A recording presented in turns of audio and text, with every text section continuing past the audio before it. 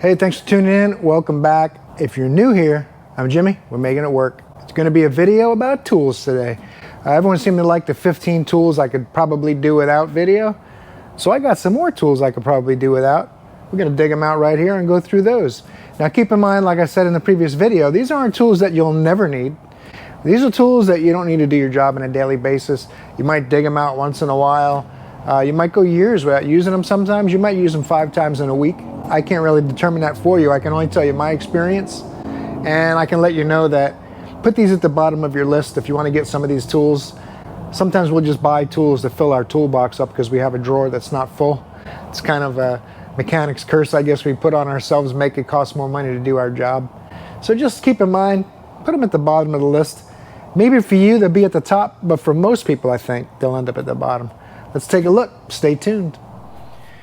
One of the first things I bought a while back, we used to work on a lot of Isuzu NPRs, so I went out of my way and bought me some NPT Taiwan-made impact sockets, very large ones, 46 millimeter, 1 5/8, and an adapter to use it with a 1/2-inch gun. We do have a 3/4-inch gun, but I don't own a 3/4-inch gun because I don't work on heavy trucks. So I bought these. We did a lot of Isuzus, and I borrowed one of the other guys' big sockets, and that was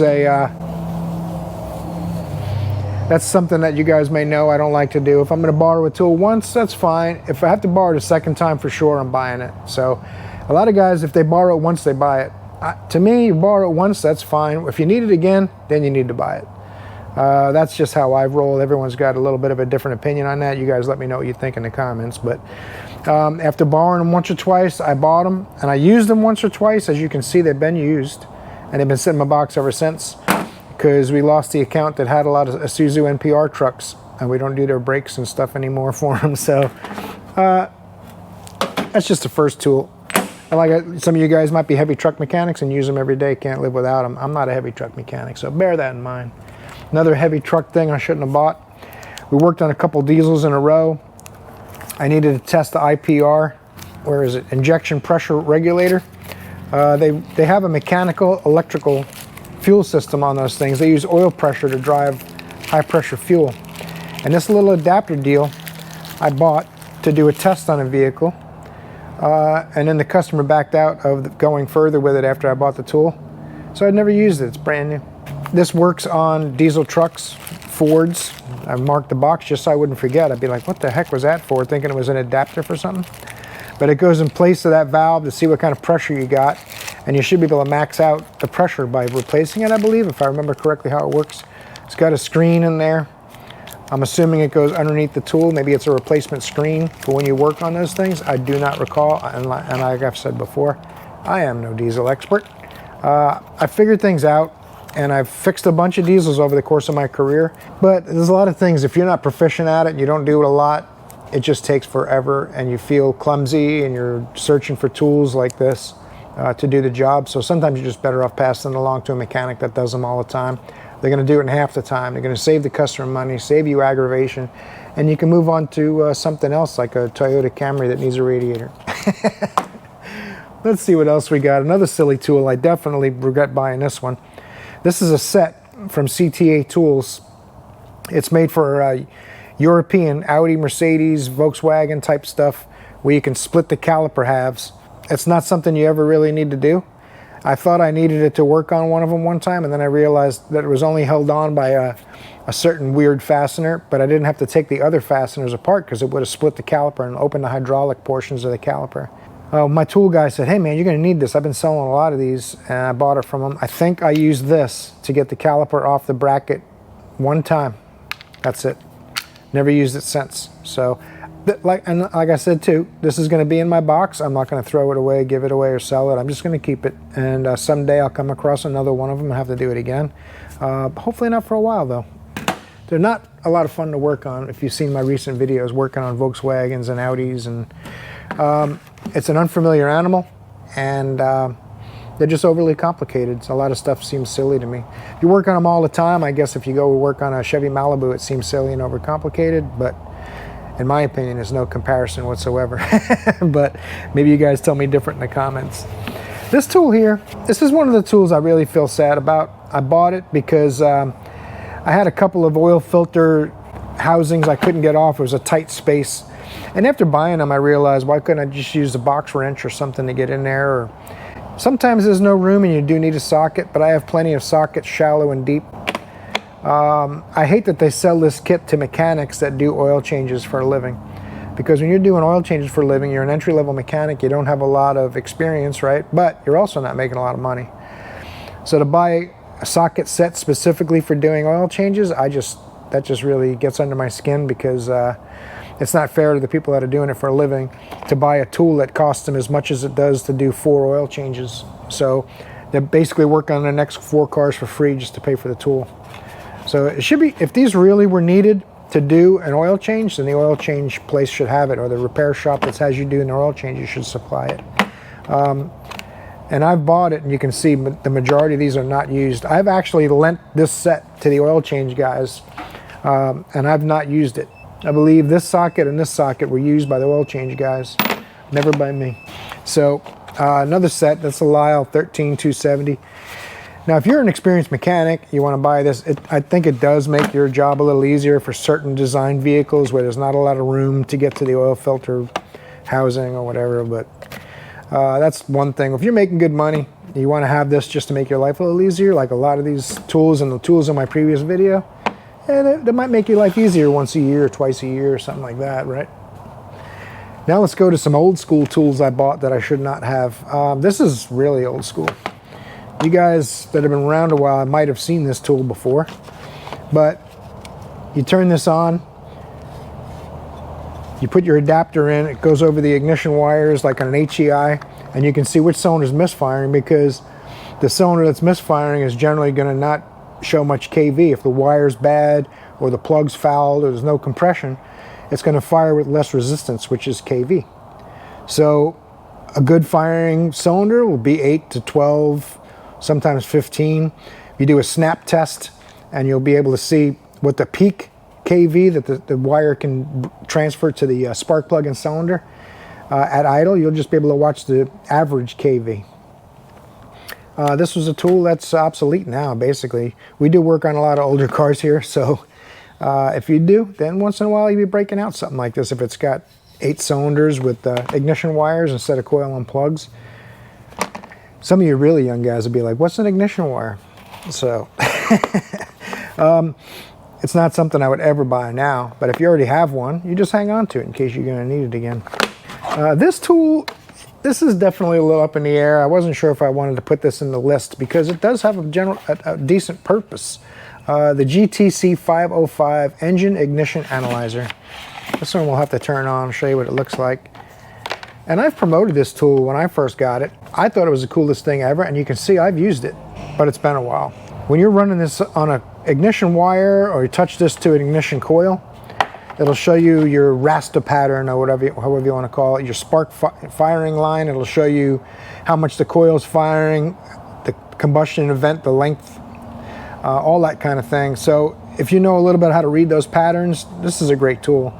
The best thing about this tool is if you have no spark in that cylinder, the coil's not firing, it's going to show you like a bump instead of a nice spark line. So it's definitely a use for it. I just want you guys that are starting out to know you can probably get by without it. All you really need to do is, a lot of vehicles you can move a coil around to and see if the problem moves with it. The main reason I got this is we were working on so many Ford V8s, 6 years ago, 5 years ago or so. And we were working on so many of those Ford V8s, you can't really get to the coils easily to move them around. There's a couple that are easy, most of them aren't. They're buried under heater hoses and stuff in the back, especially if it's hot.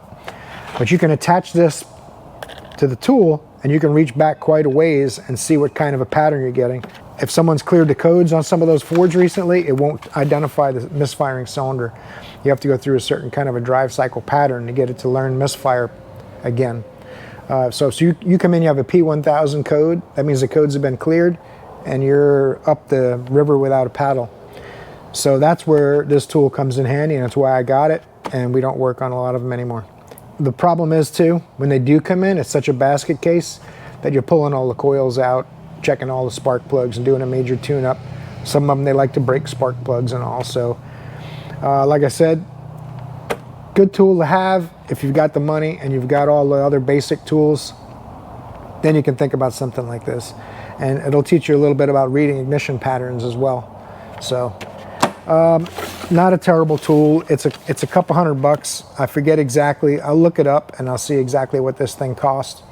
If you've been doing it a while and you'd like to have this for just that kind of thing, maybe you work on Ford trucks for a fleet company or something, then it's probably a great tool for you to have. I don't remember the last time I used it now. It's probably been a year and a half since I've used it or had to use it. So another tool, dig it out here. I just talked to somebody about this after making my first 15 tools I could live without. Power probe. And again, I'll reiterate, I probably will say it a few times. Doesn't mean don't ever buy this tool or it's a bad tool. It just means you're probably not going to use it a lot. I put everything away. When I'm done with a car, I put all my tools away. I start another car, I pull the tools out for that car. I do not like having a pile of tools and digging through my tools to find, where's my 13mm socket? I do not like working like that. I think it's much slower, less efficient, and just generally sloppy. So I put everything away, but long story short, so this is how I put it away every time. It's quite a hassle to take it out and put it away. I probably would use it more if I just took this thing and hung it on the side of my tool cart on a hook or something like that. And I could just grab it, and when I'm done with it, I could just loop it back up and hook it on there. I may have to do that because it really is a good tool. The idea behind it is awesome. They even sell a 5-volt converter so that you can test circuit integrity for sensors and circuits that are read like sensors, like a map sensor, TPMS sensor, a throttle position sensor, that kind of thing. They have a 5-volt component that you can add to this so you won't damage a computer. Ideally, you want to disconnect the computer, test the wires with a light bulb or something like that, but this can do it for you too, as long as you have that 5-volt DLEO on there so it won't send more than 5 volts to the module. If it does that, you're going to have a bad day and you're going to need a new module. That's what that little 5-volt thing is. I don't have it here with me, but it's another one of those things I thought was going to be great, and I've never even used the 5-volt thing. I bought it, been anxious to try it out, and just never had a need for it because everything is pretty easy to do with a voltmeter and a test light. This is great for checking power windows and other things that you want to force them to work to make sure whether it's the motor that's bad or the switch not sending enough power, voltage drop, that kind of thing. You're eliminating all those. When you run a window motor with this and it works, then you know it's in the switch or the wiring, right? So it's one of those things where you're just taking it out and putting it back such a hassle that sometimes I'll just use the fuse jumper and run it right to it because it's easier and quicker than getting this out, putting the tip in it and all that kind of stuff. So tip's floating around in here somewhere, I hope. There it is. So you have to take the tip out to fit it in the case rather than making the case just a little bigger, or maybe I just did it because I didn't want to have it bouncing around and hitting stuff. I always take it out. Maybe it's just me. A lot of things are just me. Great tool, way at the bottom of your list. This is a Power Probe 4. There's a 3. The earlier versions are much cheaper. The screen's not as elaborate. It doesn't give you as much information. And it doesn't do quite as many things. But the 3 is good. If you're going to get one, get the entry level Power Probe 3. See how you like it before you get into this one, which is quite a bit more money. We got other tools too. Another one that we talked about after my last video, you guys saw. If you've watched a lot of my videos, I got a love-hate relationship with these two guys. The 90 and the straight angle grinders from Milwaukee. These are M12 fuels. The idea behind it, much like some of these tools, it's a great idea. They're super handy. There's no cords, no hoses. You go to what you're doing, you do your deal, you come back, you can sand a rotor, a hub, whatever you need to do. If you're going to do something heavy duty, they're terrible. This thing will start cutting and burn. You put any real pressure, it stops. And then when you want to get it started again, you don't just lift it up. You have to release the trigger and then start again. Release the trigger and start again. Every time you stall it, you have to release the trigger to get it to start again. And the fact that it's wimpy and stops a lot, it can really add to the time of what you're doing. It's much less time consuming if you're doing anything heavy duty to plug in an electrical cord or an air hose to a good grinder that has lots of power. This is good if you just got to cut one clamp or you got to cut a little something. It's not too heavy duty. You want to clean a little gasket surface on a cast iron block or something like that. You know, other than that, it's a cafe tool. Maybe you've been established in this business 10, 15 years, 20 years. You want to make your life a little easier, then go for it. They're like 179 bucks a piece, 159 bucks a piece, something like that without the batteries. And if you've already got M12 and Milwaukee stuff, they are handy. Just for what they do and the job they perform, they're really expensive. Kind of a little bit of a letdown, but I don't hate them. I know what to expect from them, and that honestly is not much. So as long as you're aware of that, they're good tools. You use them as they're designed and they'll work. This one here, Mac Tools Screw Extractor. We went off on the screw extractor a little bit last time too, and a lot of guys like them. And they said, hey man, that thing works great for me. I just never had any luck, much like these. The concept behind this, you can see one's broken. I don't know where it is. I think I just broke it, threw it in the garbage because it doesn't work. You can see they've been beat up and stripped out. See how this has gotten hot because I heated the bolt I was trying to get out with it, and it still wouldn't do it. So all of these, same deal. They've been mangled pretty badly. They're great. What I do like about them is it won't side load as much as the ones I showed last week that have a big taper to them. They put the more you force them in, the more they load the fastener you're trying to remove, which defeats the purpose, right? This doesn't do that to that effect. It will load a little bit, but it's mostly just these little teeth. So your drill bit is about the size of the removal tool, and it just leaves the teeth to dig into the fastener. The concept behind it is better than the other design. I still don't have much luck with them. Generally, if the head snaps off a fastener, it's in there pretty good. And these little guys, they're not going to be much stronger, if at all, than the head of the bolt was when it snapped off. So I've had better luck just drilling, tapping, or drilling and putting a helicoil in, that kind of thing. All these removal tools for me, I know a lot of guys are saying theirs work great and they love them. I mean, that's wonderful. I'm glad to hear that. But for me, it's just, you can see this drill bits. I wasn't using drill tool oil, which doesn't help either. Shame on me. That is something that, you know, being on flat rate, I'm generally going fast. I want to get this done. So you tend to cut corners. I wasn't using drill oil, cutting oil, which is this stuff here. The label's all gone off of it. I don't remember what brand it was, but some kind of cutting oil with a drill bit, with taps, all that kind of stuff. The cutting oil will protect your cutting surfaces much better and help protect your tools. Most of these this was destroyed before I started using all that stuff like I'm supposed to. Because as I've gotten older, I realized sometimes just going fast, hard at it and not following the rules and cutting corners makes it take longer. So using cutting oil and stuff not only will make it cut better, it makes your tool last longer. So it takes a little while to get it in a stubborn flat rate mechanic's head, right? One more thing I wanted to show you guys in this video. These are cute little files from SnapOn, the C99 kit bag. HB100 actually it says here. So that's probably the bag, that's probably the files, I'm not sure. I use these once in a while. Years ago I used to use them more often, but I used them for when I raced RC cars and I was modifying stuff to fit and custom making parts for them. If I wanted longer arms, I'd make them. Cute little file set. Never really use it anymore. It just sits in my toolbox. Looks like this one's trying to come off the handle or something, but definitely, unless you're doing really fine work on like a dashboard type of thing or a small part you want to try to save something, the full gear wrench file set I had was much less expensive than this set was. And this is basically made by somebody else for SnapOn. They just rebranded it. So it even says on it, manufactured for SnapOn tools. So you know it's somebody else's product that they rebrand. So there's another Milwaukee tool. You want to see this one? Boom. Another tool that is fantastic as far as how the idea is, because it's compact, there's no cords to attach to it, super convenient. The problem is it's just not heavy duty enough.